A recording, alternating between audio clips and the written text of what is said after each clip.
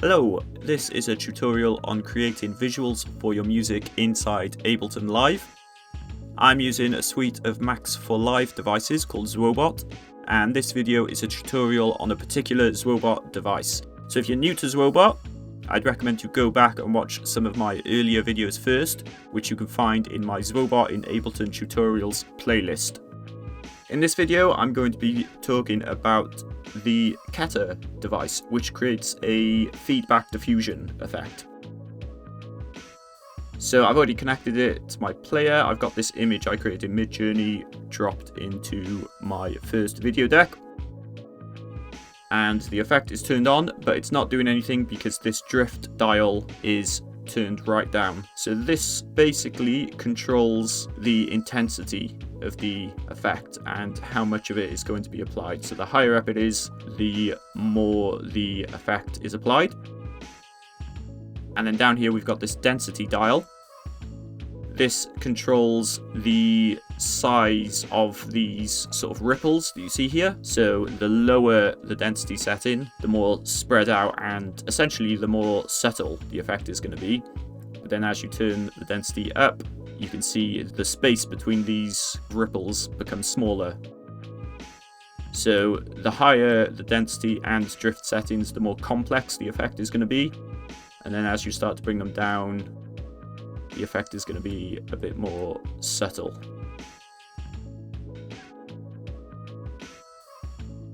We've got this directional setting over here. This can either be single or multiple.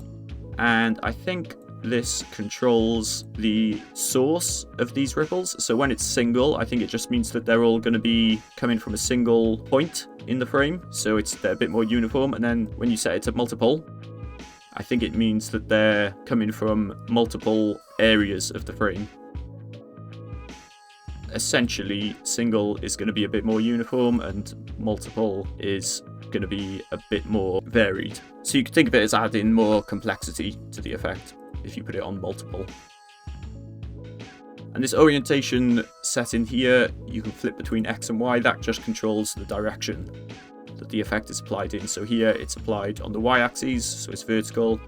And if I click X, it's going to be applied horizontally.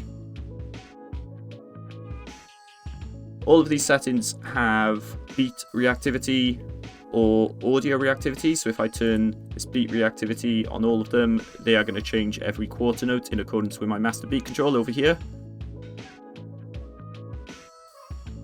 And we also have sound reactivity on all of them. So let's set some of these to low, some of them to high.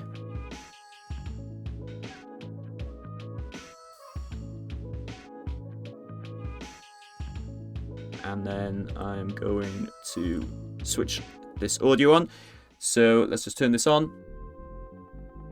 This is a track by an artist called Fume Zombie. The track is called Grizzler. It's from their album Amongst Unequals, which was released on Machine Records.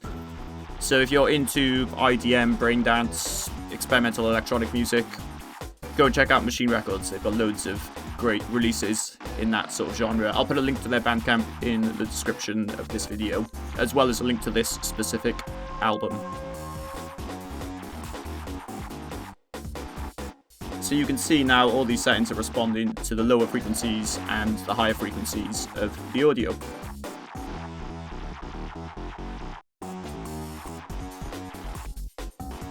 And finally, down in the bottom left-hand corner of the module, we've got our usual transparency controls. So this setting controls the overall transparency of the effect.